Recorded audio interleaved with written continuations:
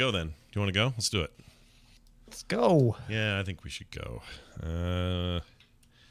Volumes are at the proper levels. Everything's ready to go. Prepare to release your butts. Yes, hold on to them, but then prepare to release them. It starts in 3, 2, 1. I have Current Geek!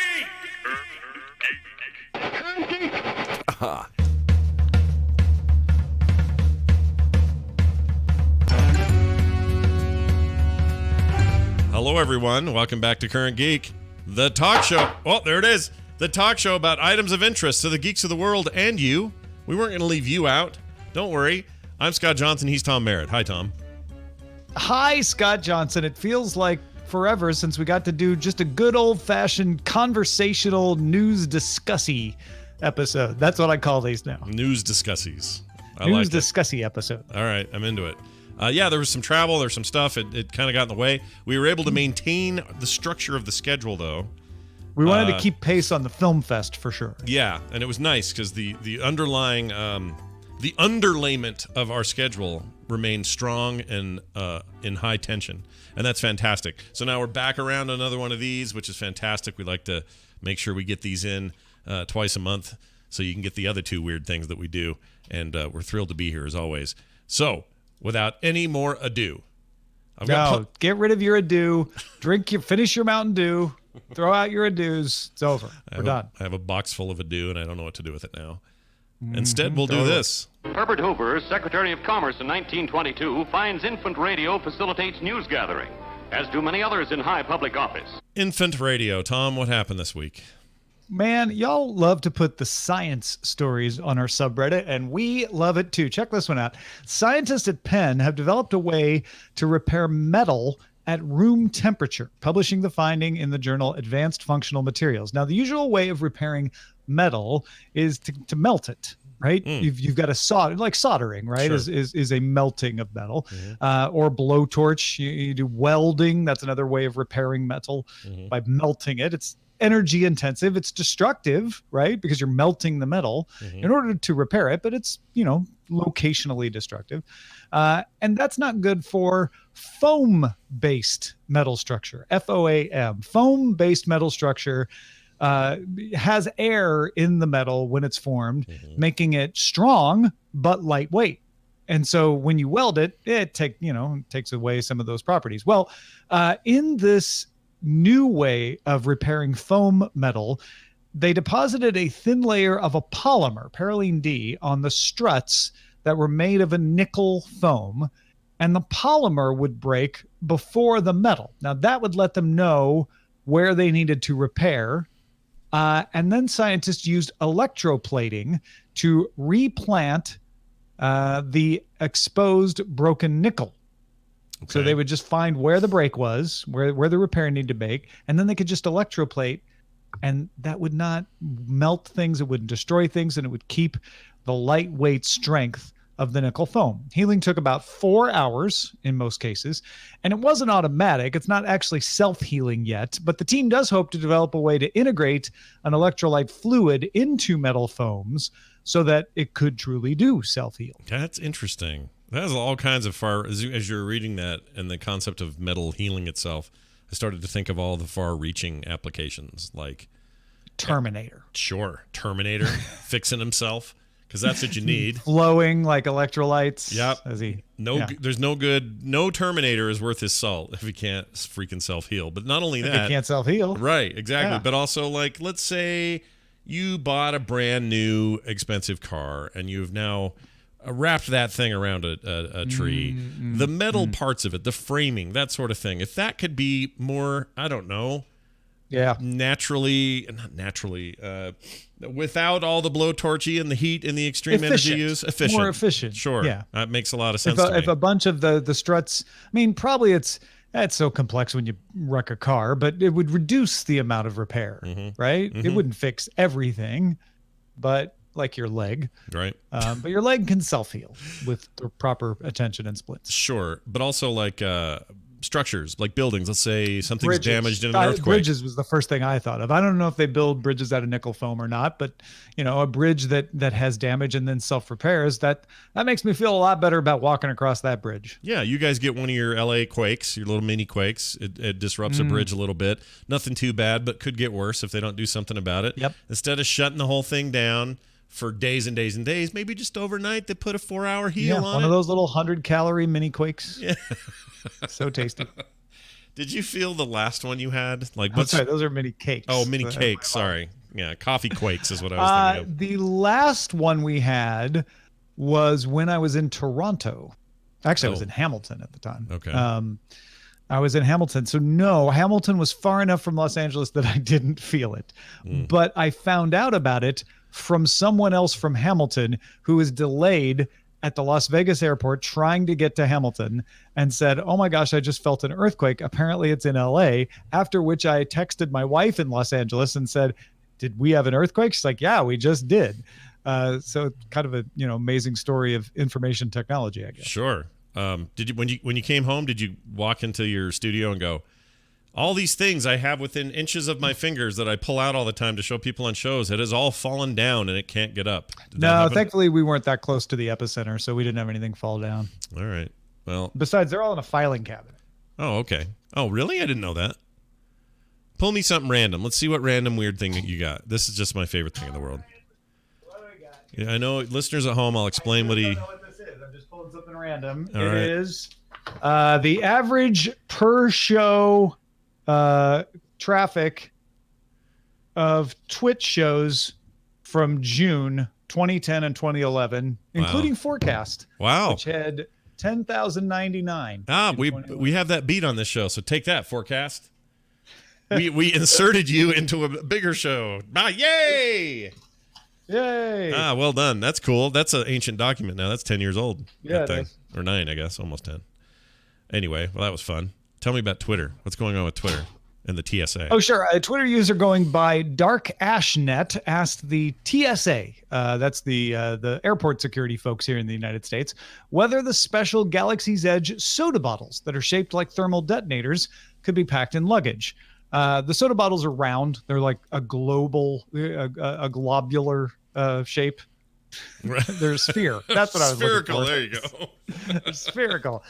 With a little cap that's kind of looks like a gear, They're designed to look like thermal detonators. I think Dark Ashnet was trying to be funny, like, hey, these look kind of fishy. Am I allowed to take these? To which the Ask TSA Twitter account responded, replica and inert explosives aren't allowed in either carry-on or checked bags. Oh, my.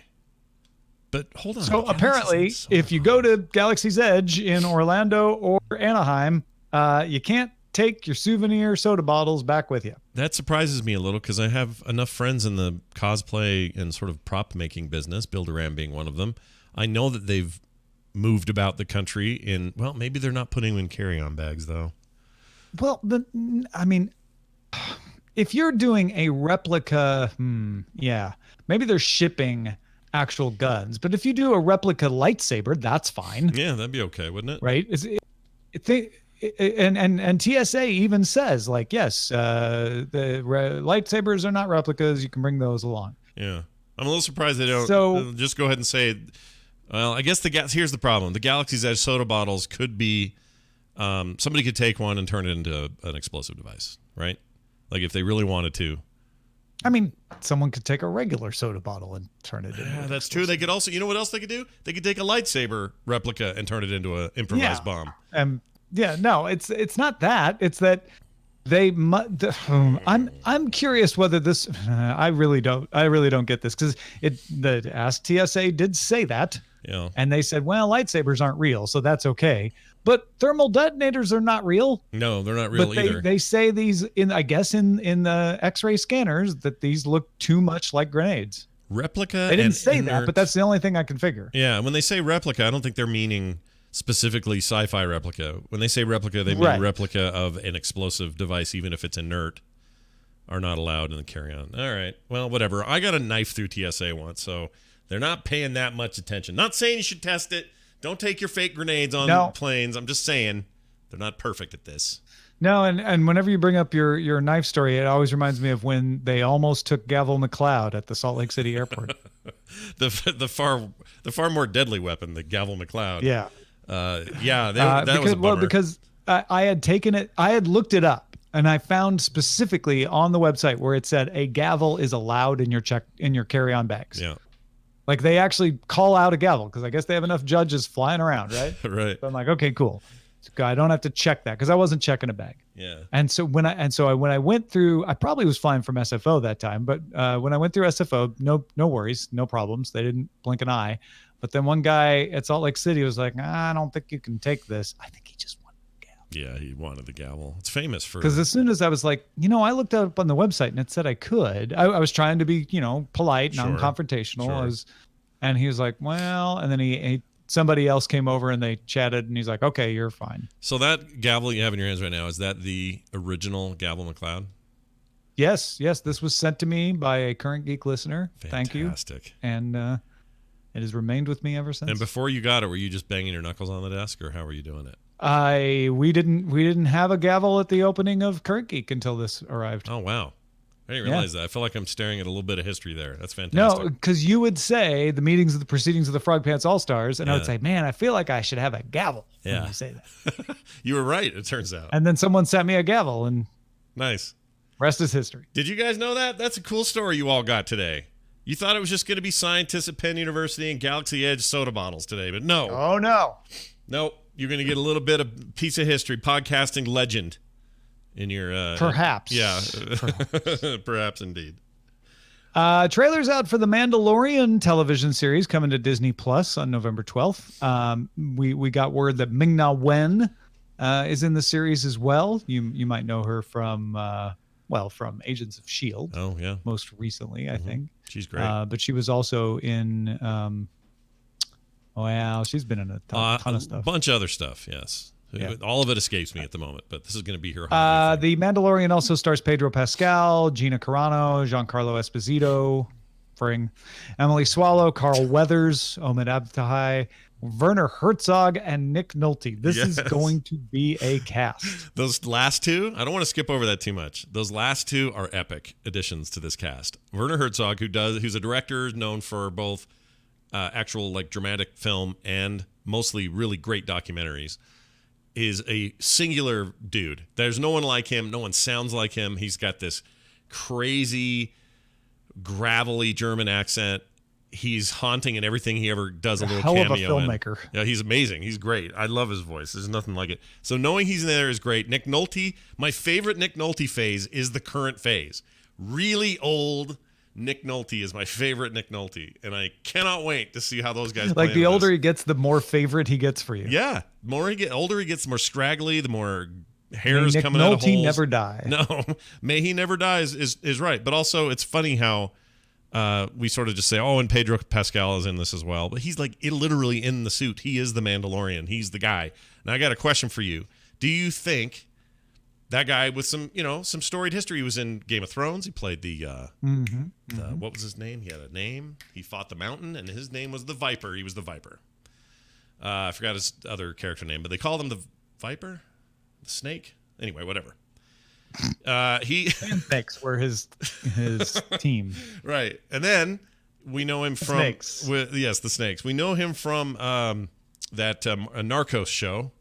On the Netflix, and he is fantastic in that. And I've seen him in half a dozen other things, and he is always compelling, always interesting. However, he says nothing in this trailer. We don't know anything about his character except that typically these guys with the Mandalorian helmet looking things are often silent protagonists. Do you think that we are going to just have him as a silent protagonist, a guy who never says much, just swoops into town, smuggles your business, and gets out of there? Or do you think he's going to be more nuanced than that? What do you think? I don't think he's going to be a mute. I don't think he's going to be, not saying a word. But I think he's going to be like Clint Eastwood in Good, Bad, and the Ugly. Yeah. Right. Man of few words. Only speaks when he needs to.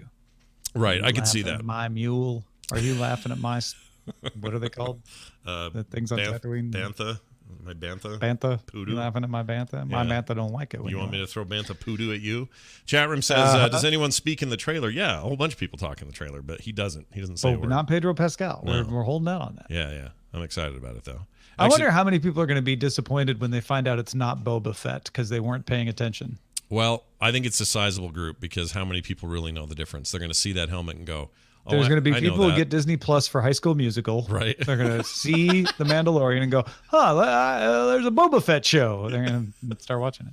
I like that they're James Stewart when they make the discovery. That's what it sounded like when you just did it. Obviously, Jimmy Stewart loves High School Musical. Not a fan of Star Wars, but doesn't hate it. Yeah. Pedro Eastwood says Furry Viking. That's a good comparison. Like it is very much what I'm excited about the Mandalorian, and the trailer really got me where I live is it does feel like this is a space western, and it's my favorite backdrop for Star Wars stuff anyway. I like the smuggling. I like the dark, dirty city stuff. I like the far This takes place 5 years after the events of Return of the Jedi, so there's kind of a lawless period where the Republic hasn't quite built itself up, but the Empire is in tatters. Yep. You're telling me all the things I love. Like everything you just said is perfect. I want everything to be in tatters. I want Vader's reign over and things being a mess and people scrambling for scraps. I think the Emperor would call it the Emperor's reign, but okay. Fine, good point. But that's my favorite bit, and to do it on some crappy dusty planets and some really cool ship designs, and everyone's just a little dirty, a little crusty, a little rusty. That is my kind of Star Wars. I am so excited about this. This is going to be filling a gap that I've heard a lot of different people complain about. Yeah. They're saying, I miss the used universe, right? Yeah. Things are too clean, even in Force Awakens, definitely in the prequels, but even in Force Awakens, too clean. Agree. I miss stories that are just about, the people unrelated to the major events of the galaxy. Everything in the Star Wars movies now is about trade negotiations and rebels trying to overthrow stuff. Just give me the side story. Give me that Tatooine feel where you're just off and away from the major events. I've heard that, and I've heard people say that they just want new stories. Yeah. And it seems like you're going to get all of that in this. I think so too. And I know that, expectations being what they are for Star Wars, oftentimes we'll get a thing and we'll just be, oh, okay, well, that was all right. I think they have a real chance here to flesh stuff out in a way that you can't with a movie. You got to settle on your 2 hours and hit play. But in this case, you've got an arc and you have multiple episodes and you have multiple seasons, hopefully, and possibly crossover with other things. I would actually not want this to cross over. For a while, anyway. I don't want it in movies. But I wouldn't mind if another show on the Disney Plus service had some kind of connection. Well, but the only other show I think is a Rogue One spinoff, so it's in a different time. Oh, right. And then the Obi-Wan thing, but the Obi-Wan thing's also a different time. Oh, yeah, the Obi-Wan's also in a different time era. I mean, he's dead at this stage, so... Well, he's become more powerful than you could possibly imagine, if that's what you mean. He's a Force ghost. And we need the Ghostbusters to come suck him into. He's a Force ghost, coast to coast. That's almost better than Space Ghost. You didn't hear me say that. But anyway, look forward to it, you guys. Yeah, no, Strike It Rich, you nailed it. Casablanca Cantina mashup. Yeah, that's it. Yep, that's the tension I'm looking for, and it looks great. And I have a mistrust relationship with can't think of his name all of a sudden. He's show running, directed Iron Man. Jon Favreau. Jon Favreau. Jon Favreau makes many things that I really like, and then a few things I really dislike. And sometimes they're in the same, sentence. Sometimes it's Iron Man is amazing, and Iron Man 2 is kind of right? So I know he can do this and make it amazing. And so I'm having all the faith in the world in it, and I cannot wait for it. Is this launching day and date? Like with the service? We're going to get it? Yes. See, that's perfect. Oh, my gosh. I haven't been this excited about Star Wars in a while, I have to admit. I'm pretty stoked. Yeah. Yeah. Looking forward to halfway through season 1 and when it turns into Space Chef. Oh, that'd be good, right? And it's just the Mandalorian going to different kitchens and learning. It's perfect, and he'll help the struggling restaurants on the outskirts of the Outer Rim. On the outskirts of the Outer Rim. Yeah, he'll teach them how to make stuff, and then with their food space trucks. Yeah, and then we can learn all about this. I would suggest then that old popular holiday favorite, the Bantha Rump. From the old holiday special, the Bantha Rump. Good old-fashioned Bantha Rump. Never disappoints. It does disappoint, though, this whole Spider-Man thing. This is a couple weeks old now, so your outrage may have cooled, and that's a good thing. Spider-Man involvement in the Marvel Cinematic Universe up in the air. I think up in the air is what we can say now. Sure. The story went through several stages of grief, but the upshot is Disney and Sony say they're still negotiating. So there may still yet be an agreement. We haven't heard anything lately. But a couple weeks ago, sources were telling Deadline that Disney wanted to change from their 5% of first dollar gross, which is what they agreed on for Spider-Man Homecoming and Spider-Man Far From Home, to a 50-50 co-financing stake. And that's in order not only to integrate Spider-Man across the Marvel Cinematic Universe, but particularly to let Feige produce. Because without Kevin Feige, you don't get the integration across the Marvel Cinematic Universe.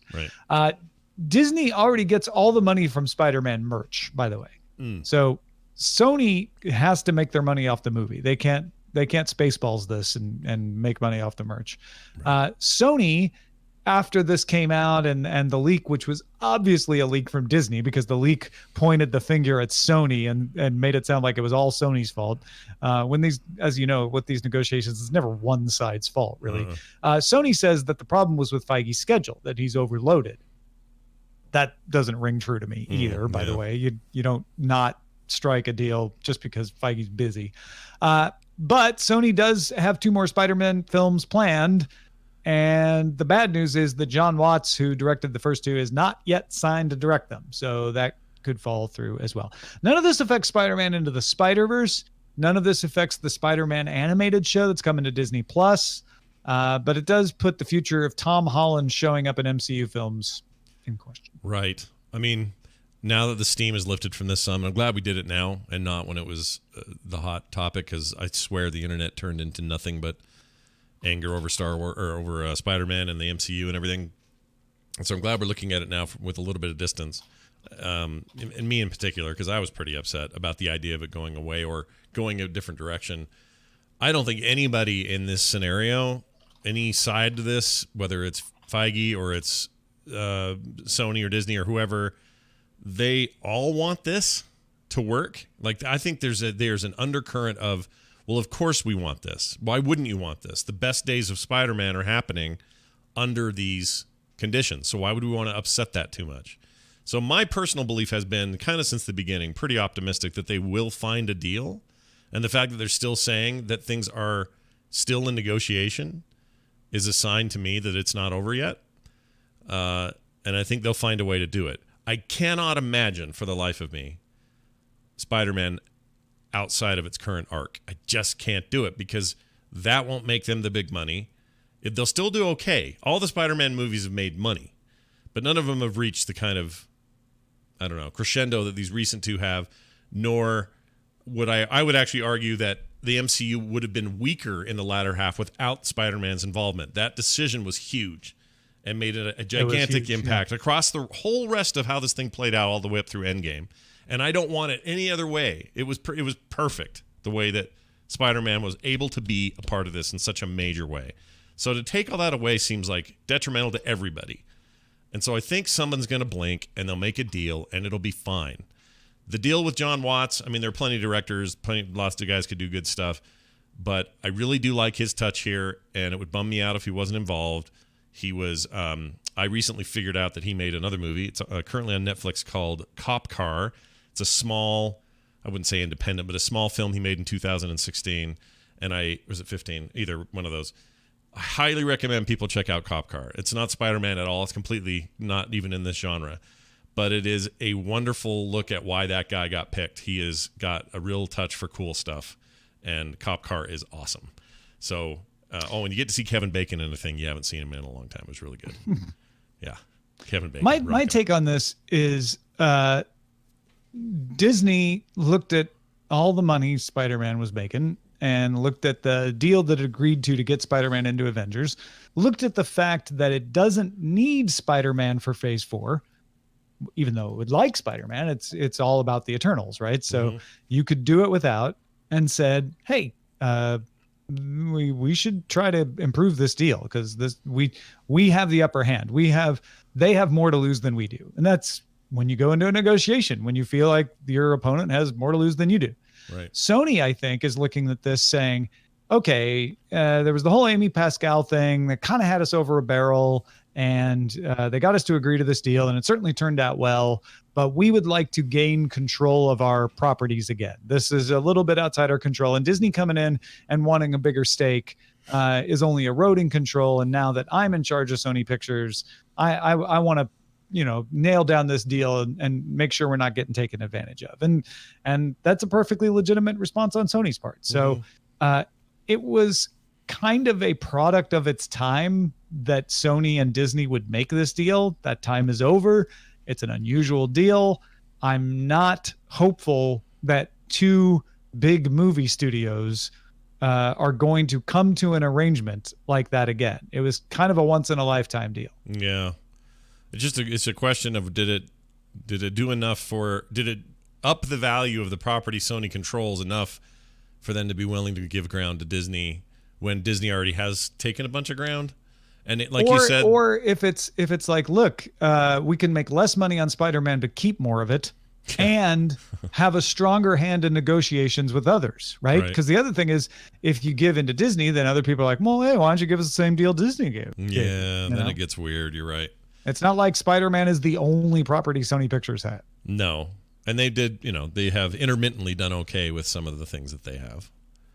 Kind of rarely, though. I don't know. I'm thinking of Fox mostly. Fox has other issues, which they no longer own those things, so it doesn't matter. But they kind of squandered a lot of that. So we'll see how it goes. I think this is a situation where Disney has nothing to lose. The MCU will be just fine without Spider-Man. It'll be sad, but they've made the best use of Spider-Man already. And Sony feels confident that they don't want to give up that much for it. Yeah. So, yeah. Is it still? There's no talk that they wouldn't do all they could to retain. I can't think of his name all of a sudden. Our current Spider-Man actor. Oh, Tom Holland. Yeah, they'd keep Tom Holland the best they could, right? They don't want to get rid of him. They don't want to start over. Who knows, right? If they agree to something, then certainly they would. Yeah. They already set that up as like he's going to be the new Tony Stark, right? Right. But if this falls apart, they might just decide to reboot Spider-Man again.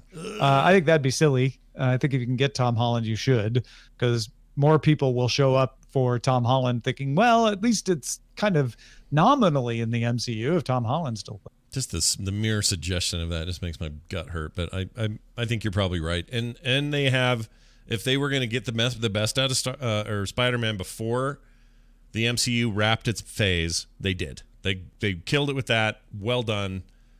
If you're going to lose him, now would be the time.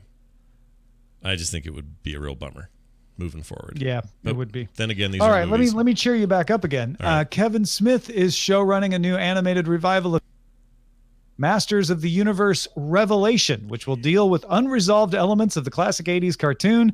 In a statement, Netflix said it will tell the epic tale of what may be He-Man and Skeletor's final battle. Oh, no. Final battle. Holy because crap. we wouldn't want to say it is the final battle, because then we wouldn't get to make another season of it later if it does really well. Well, but yeah, He-Man coming back to Netflix with Kevin Smith running the show. There are some rumors surrounding it that it would be very action-focused and perhaps even a bit of an anime influence, although not necessarily, written or made in Japan, but kind of, it would have that look, which lends itself well to action. So I'm all for this, 100% for this. A lot of people are like, why do I want more He-Man? I know the answer, because you want more He-Man. He-Man's great. There's nothing wrong with this. They need to do it. They've had a successful She-Ra The reboot. story was not finished, folks. No. It's all about the lore. Right, the deep lore of He-Man and the Masters of the Universe. Lore. Sure, but I am all for this idea. You're right. It's just like, hey, man, if you like He-Man, you get more He-Man. Yeah. And you get somebody who really loves it doing it. That's a good sign, right?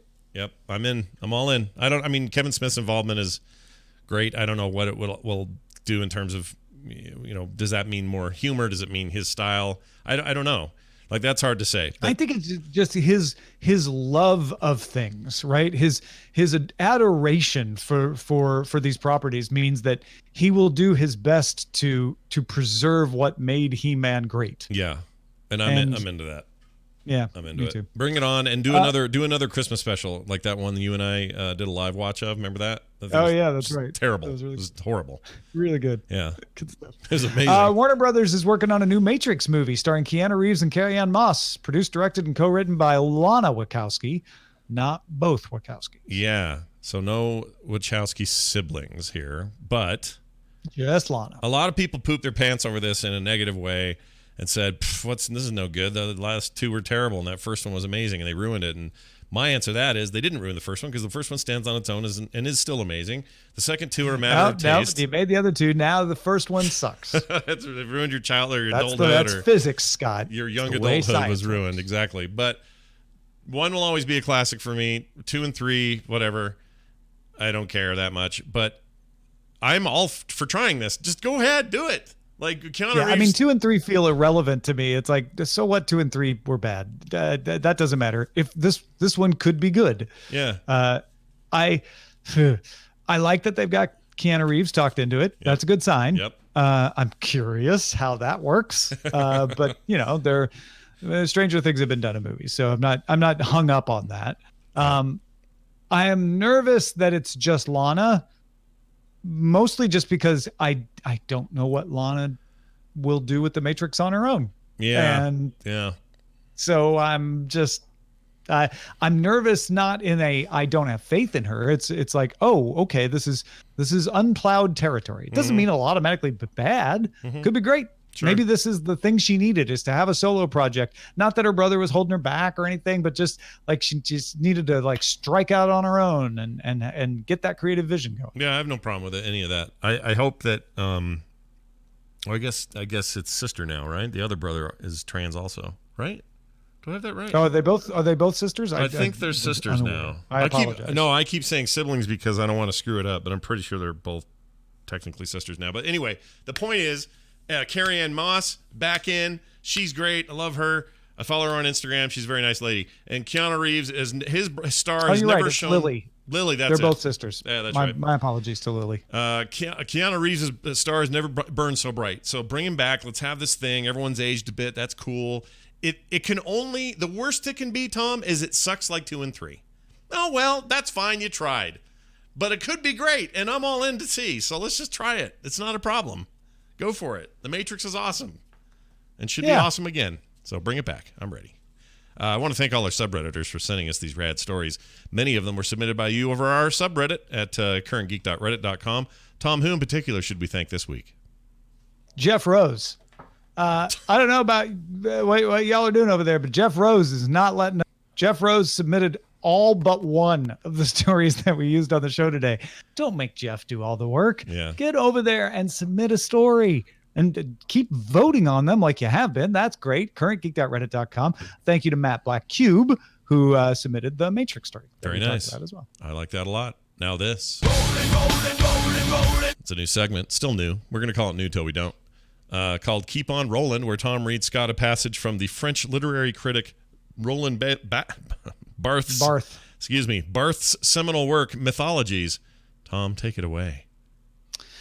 We know that the war against intelligence is always waged in the name of common sense. Whoa.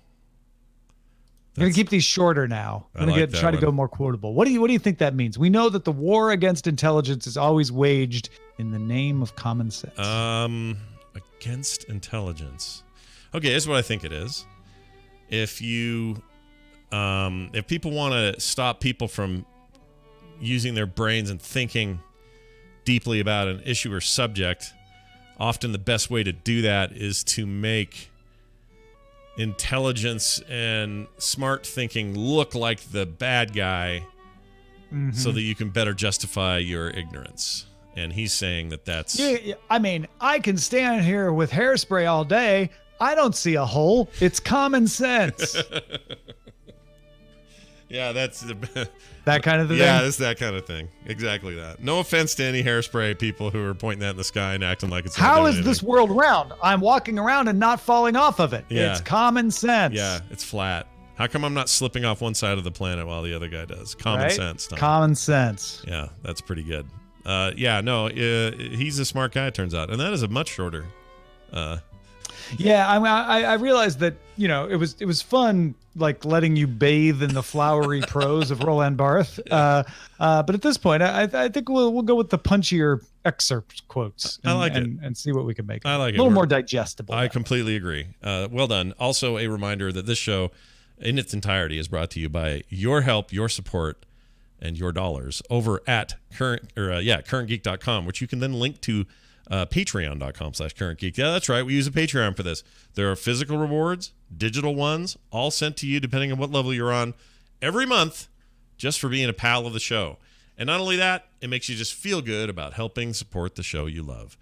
Good content, I wish, was all free. But thanks to you guys, it's making it happen. And for those who already do, thank you hugely. Everybody else, consider heading on over there, patreon.com/CurrentGeek, and give us a shot today. The future promises even more startling things to come. The aforementioned forecast. We talked about it a little bit in other context earlier in the show, but now I'll tell you what it is. It's a segment on the show where we talk about the future, be it technology, society, popular culture, whatever. And it could be far-flung, it could be near, but one way or the other, we break it all down and talk about it with each other. I came up with this week's prediction, and here's what I think. Been thinking about this lately. There will come a day, not that far off, but by those terms, I mean maybe in the next 50 years, let's say. That's pretty far off, I guess. We will all have, well, some of us won't be here, but people will have personal hover drones that are always buzzing around us, and they'll be silent, and they'll be, I don't know, this big, very small, and they will be our digital assistants of the future. When you walk into a meeting, you walk in, you'll sit down, and your little hover drone thing will just go down by you and sit on the table next to you. And it will be there to provide information you need. You will just talk to it naturally, and it'll do what you ask and need. And you're like, oh shoot, I left my watch upstairs, or I left whatever. I left the stove on. It'll, no matter where you're at, it'll fly home because of advanced battery and power consumption. You don't have a smart oven? You could just use the app to turn it on? You're probably right. That's a bad example. But like whatever our future like inconveniences are, your little drone buddy is going to go do all this stuff for you. I left my phone in the other room. You don't need a phone. I'm a smart drone. It will do things like, here's my favorite part of how this will work. It will negotiate with other drones to get things done. So let's say in the future there's still a need for you to meet with somebody to create a transaction to purchase a home or to get a loan on a car, whatever. Your drone will have the ability to go and hover over to the drone that is at the bank dude or whoever you're talking to, the agent. Mm-hmm. His drone will come up, and they will wirelessly communicate with each other. And all the hard bits like your financial history, your credit report, your blah, blah, blah, all that stuff is just sent, mixed, back and forth, done, whatever they have to do, all in real time. And all that's left is a signature, which will probably be some sort of holographic, just wave your finger in the air and sign something. And then it's going to take care of all that dirty work for us, and it will be so secure that it'll just be a trusted thing. Our little drones are the thing we trust now. Even more than phones today, even more than other smart devices, these drones are going to be like a part of us. And they won't need to charge for really long periods of time. They might even be solar in some way. I don't know. Power consumption will be not even a thing you think about. That just takes care of itself, and they charge themselves. They take care of all that maintenance. And they'll be inexpensive enough that everybody will be expected to have one of these in the same way that you have a car now or you have a phone or whatever common thing we all have is. You'll be a really far outlier if you don't have your drone. Tom, thoughts? Do you know my immediate thought is I'm watching a movie in this world in which this exists. And in the movie, this couple that are romantically involved are having an argument. And they walk into a room. One of them turns to the other and says, "Can we just do this without the drones?" And they turn like, "Okay, Basil, quiet mode." Basil the drone. And the drones fly off into the other room, and they continue the argument. Yeah, I could see that. Like there would be a natural. That's the other thing is the devices would be so smart about human interactions that they would know when to not be there for private conversations or movie, a film is going on, and everybody's trying to focus. You don't want people's drones hovering around or shooting lights everywhere. Yeah, you have your airplane mode for the drone. Yeah, so they would all. By the way, airplane mode is going to be a thing. I'm just going to throw this out here as a side prediction. Airplane mode is going to be a thing like album, or record, or tune in. That we're going to use it for dampening transmissions in ways that have nothing to do with airplanes. And people are going to go, why is that called airplane mode, by the way? I feel like we're already doing it incidentally. Because we're already doing part of it. Like you go into the movie theater and they're like, put your phone in airplane mode. It's like, right? It doesn't seem weird because we're all like, oh, right. Because when you're on an airplane, you do that too. Yeah. But eventually you're not going to need to do it on the airplane. But just in positions where you do need to turn off transmissions, they're going to be like, put it in airplane mode. And kids are going to be like, why is it called airplane mode? It's so weird. Airplane mode makes it sound like it should be flying, not turning things off. It's like video game. There are video games today. They always say, don't turn off your console or your computer while this save icon is animating. And oh, right. It's like a little floppy drive, a 3.5-inch floppy drive. Nobody knows what that is now. Like, my kids don't know what that is. I mean, they know what it is because I tell them, but... Who was it? Somebody recently was saying their kids thought it was something else. Oh, yeah. It was me. Somebody had thought it was a vending machine. So that's right. So you look at it, it looks like the little slit part down at the bottom is where the Coke comes out, and up top is all your selections. And it's just, we call it the save icon so simply and easily, you and I, and we know it and we recognize it for what it is. It still gets used in that way, and it's still synonymous with the act of saving. Right. But it's one of those things. It's one of these symbologies. It's like, icons on a computer. We still call it a desktop. We still call it freaking folders and just the way we do things as humans. And it's an interesting thing because as much as we advance and as much as we progress in tech, we still like to hold on to these old ways of describing something. And in the future, I like this hover drone idea. Yeah. Whether it be in airplane mode or not. Right. Oddly, when you put the drone in airplane mode, it no longer flies. Oh. So weird. Think of that. Actually, what they should all do is go up into the roof, the rafters of the movie theater, and just chill up there until like they're bats. needed again. Yeah, like bats. Oh my gosh. I mean, I know there's a lot of stuff I'm not thinking about, like in mass transit. Are they everywhere? Like what? But that's the thing, is they would be smart enough to never run into each other, never into other people. They would be... Yeah, I assume they're real small, right? So Yeah, they just very perch small. on your shoulder or somewhere. Like this and big. they're not in use. And they would be really strong, though. So they could carry objects to you within reason. They probably got some kind of nickel foam self-healing metal Yeah, they get hurt. They just heal up overnight. because they're strong but light. See? We've tied it all together. They also lament that Tom Holland might not be Spider-Man They again. love the classic Spider-Man with Tom Holland. Oh, yeah, the classic 50-year-old Spider-Man from all those days Yeah. ago. Anyway, there's my prediction. Eat that, everybody at home. It's a good one. I like it. Tell us what you Tasty. think. You have your own, you can send those in too, and we'll talk about them right here on the show. It's time for the best thing of all time this week. It's the thing we love the most that we're really into, at least this week. And it could change next week. In fact, it will. But for now, it's a thing. And so, Tom, let's start with you. What are you really digging this week? I had the pleasure recently of visiting the nation of France. The nation of France kindly allowed me into their country to taste their delectable foods and enjoy their wonderful entertainments. And one of the last things we did on the very last day we were in Paris, Eileen and I went into a convenience store. Okay. Because this is something that Eileen was telling me about for years. She's been to Paris like 4 times. This is my first time going. And she's like, you got to go into the convenience store because they have all this amazing stuff. I'm like, all right, cool. And I've seen convenience stores in Japan. So I know this template of like, oh yeah, the convenience stores in Japan are amazing too. So I go in. It was not like the convenience stores in Japan, but the snack section, pretty damn impressive. And we bought a bunch of snacks, some of which we ate in the hotel room. Others we just packed in the luggage and brought back with us. And one that we brought back with us that I can't stop eating, but there's actually one left. And I'm like, I shouldn't eat the last one. I should let Eileen have that last one. Are Bjorg dark chocolate biscuits. Not named after the famous Swedish tennis player. right? Don't think so. No. They do not sell them in the United States, but they do sell them all over Europe and Africa and the Middle East. They are biscuits in the sense of cookies, and they have a dark chocolate filling. It's not like a mushy filling. It's kind of a hard dark chocolate, but it's not too hard. And they're delicious. These They're sound so great. good. Oh my gosh. Yeah. Sometimes you can get, let's see if Amazon does anything. Nope.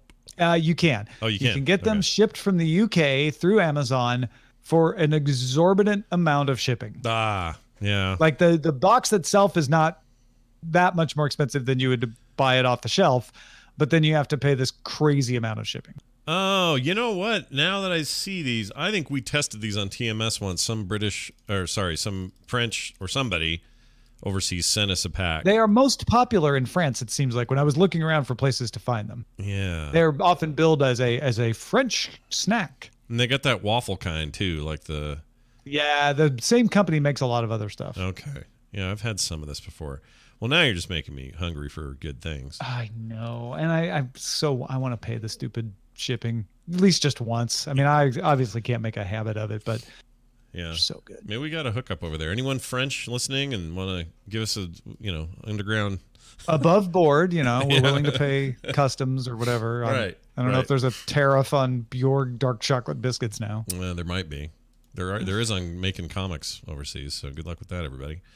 All right. Well, that's awesome. I'm excited about that. Here's my favorite thing, and I'm going to play a little bit of it.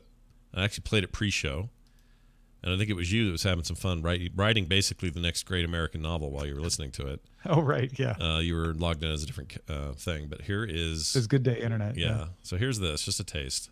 Let me get a little bit going here. Whoops. Let me skip back some. Start right here. Oh, yeah. So the first thing when you were playing these, I thought of was like Axel F from Eddie Murphy. Oh, it's very similar, Beverly yeah. Hills Cop. Yep. Very 80s in general, right? Very synthy. The reason I'm digging this, and the reason I feel comfortable playing it now, and not worrying about it, is because it turns out it's pretty independent. But it is a channel I found on YouTube that I have fallen in love with, and I don't know how long they've been here. It looks like at least 2017. They've been around for a while. Surprised how few followers they have, like 8,000 followers. They deserve more, but it's called Stranger Synths. So if you're connecting, the Stranger Things thing with this, you'd be correct. Their logo looks like a Stranger Things logo, except it's synths instead of things. And it's just kind of in that style. That intro from Stranger Things, if you've heard it recently, Right. You'll know what I'm talking about. But they've tapped into this kind of dark 80s synthwave kind of music. It's all original. And there's hours and hours and hours of it. And I find it captivating. It makes me think of cyberpunk and all these genres I love. It just totally fits in. And I've been playing it before shows, and I just really dig it. And it was a total accidental find. I just ran into it because of the algorithm. The second thing I thought of when you were playing this was a Kim Wilde video, like yeah. Kids in America or something. There And you go. When Yeah. I started writing stuff in the chat room, I was writing like what I thought the video for the Stranger synth music would look like. Yeah. Kids in an alley wearing denim jackets and breakdancing, and It's absolutely that era. And it's an era I think of very fondly from my youth, and I loved it. And some of the chat are saying, oh, not Daft Punk. It's similar to Daft Punk. I mean, Daft Punk pulls a lot of their inspiration from that era as well. Sure. Especially their last album. But it's very, very good, and it's just up on YouTube, and people should go sub to it and support that channel because it's rad. And again, it's called Stranger Synths, and I can't get enough of it. I think it's very, very good. I've been on. I've gotten so tired of '80s music being the top 40 hits. Yeah. That I've gotten on a kick of going back and listening to like Television and Transvision Vamp. Oh my gosh, yeah. And just a bunch of those kind of 80s. I'm trying to find more of them in the playlist. That the Gentleman After Dark. Yeah. Just a bunch of that kind of like alternative. I guess it was considered progressive, maybe, or new wave. New wave, new sure. wave, probably. Yeah. Outer edge of the new wave movement, because some of that went kind of mainstream. But yeah, I miss that stuff, and I will also seek it out. It's weird. I didn't expect to be doing that at 50, but here I am doing it. Going after. You know what? I actually went and tried to find an old playlist because that was the kind of stuff that was being played on the college station I started working at in 1988. And I was like, oh, I'll get a bunch of ideas. I'll go look at a playlist. Of course, Idiot Tom in 1988, you know what he was playing on that station? I remembered after I saw this getting talked to by the station manager. I was playing a bunch of classic rock. I'm like, man, I hadn't actually learned about the music yet. I just, Yeah, I understand. It's a tough time, man. Yeah. It's good stuff, though. You guys should check it out. Again, that's Bjorg Dark Chocolate Biscuits and this channel, Stranger Synths. We have a quick email before we get out of here. This is from Jamie. He's also known as TMS Mashups on both Twitter, and he's the dude what makes great mashups for TMS. Nice. Thanks, Jamie. He wrote in this and had his own little forecast of his own. He says, hey, I have a really cool thought for that. I'm walking through the kids section of Target with my kids, and it hit me that one day... Without his kids. Yeah, I'm sorry, without his kids. And it hit me that one day you'll be able to record an environment in VR and bring that experience home to a loved one to experience it who wasn't there in person. Imagine recording a roller coaster ride at Disneyland or something as trivial as the Transformers aisle of your local Target. What a world that would be, says Jamie. I mean, that just seems so obvious now that you say it, Jamie. Mm-hmm. I can't believe that we didn't think about that before, but you're right. Like, there's no reason, and they've started to come up with these VR cameras, but they're usually positioned for like studios, right? Mm-hmm. Like you'll put it in a studio or maybe at a live event. But why wouldn't they eventually just become something you can pop on your hat, you know, or in your AR glasses? Sure. And just record 360 or even 180 degree video, right? The and just be like, this from my perspective was the thing that I was doing. I know you couldn't be there with me, but yeah, walking through the toy section at Target and then coming home and being like, okay, kids, here's what they got there. You want to make your Christmas lists or whatever. Yeah. The Wraith in the chat says Strange Days. Yeah, that's the plot. Although they made that seem like it was going to be a horrible drug and kill everybody. But yeah, that's the concept. I mean, eventually it will be, obviously. Yeah, I think so. But I think everything will kill us eventually, but we'll be okay for now. Here's the Not thing, until though. Facebook gets a hold of it will it turn dangerous. Well, here's the problem. If they're going to get all kinds of resistance at first, whether they should get resistance or not is arguable. But if you go record, well, it's going to be the same as Google Glass, right? Right, yeah. Same thing. But if you go to like a popular Disneyland ride and you ride it, and now all of your friends can do that high fidelity experience in their VR, which also, by the way, has grown and been awesome by the time what he's talking about is possible. VR will be potentially indistinguishable from reality. Now you're talking about all kinds of legal questions. Like, nah, I don't think Disney, here's what I think Disney would do. They wouldn't want to ban that because they know that virtual experience will just encourage people to want to do it for real. What they'll do is they'll build it into the ride. Yeah. So you're not allowed to wear your own glasses because that's a safety hazard. They might fly off. Right. But each seat will have virtual reality recording built in.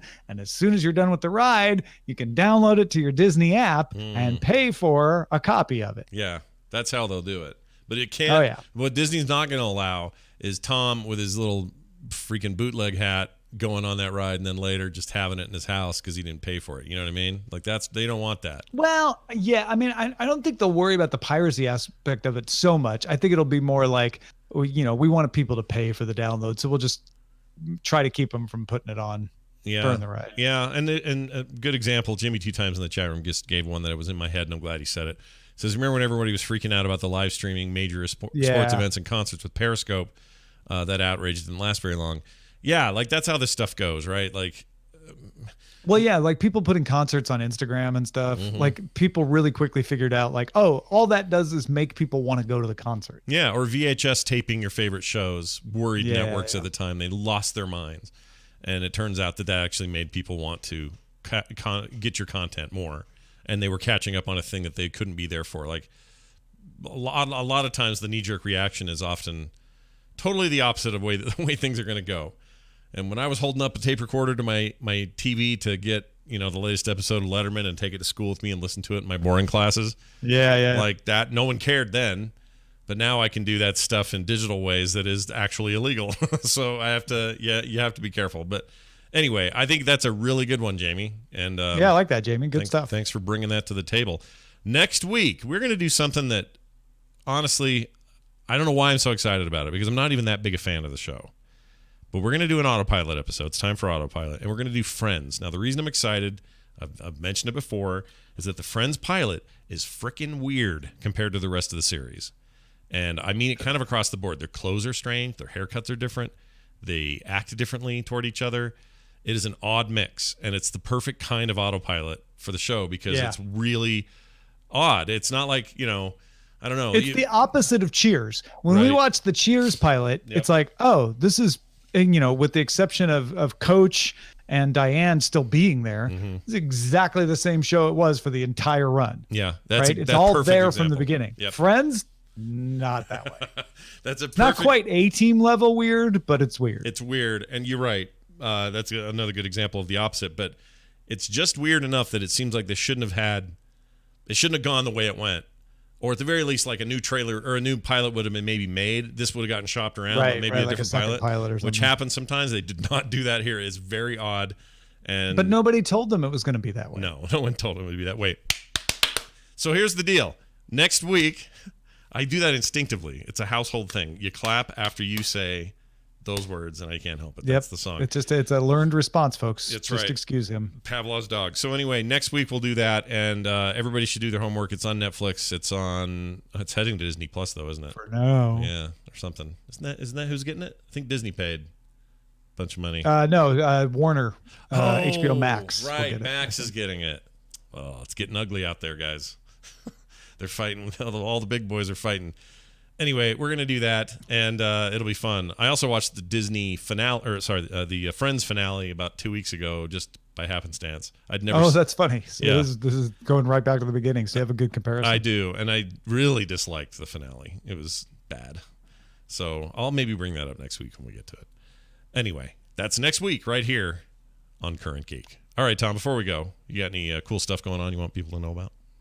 Yeah, man. Daily Tech News Show, dailytechnewsshow.com every day. Fun bringing you the stuff that makes you understand technology better. We consistently get people writing in and saying the reason they like the show is they feel like they know more about technology. It helps them in jobs. It helps them in conversations. So get a little smarter for only 30 minutes a day. dailytechnewsshow.com. That seems like an all right idea. All right, that's going to do it for today's show. Thank you for being here. CurrentGeek.com is our website. You're going to find everything you need right there. Our Twitter accounts, links to the Reddit, all that. CurrentGeek.com. Until next week, for me, for Tom, we'll see you then.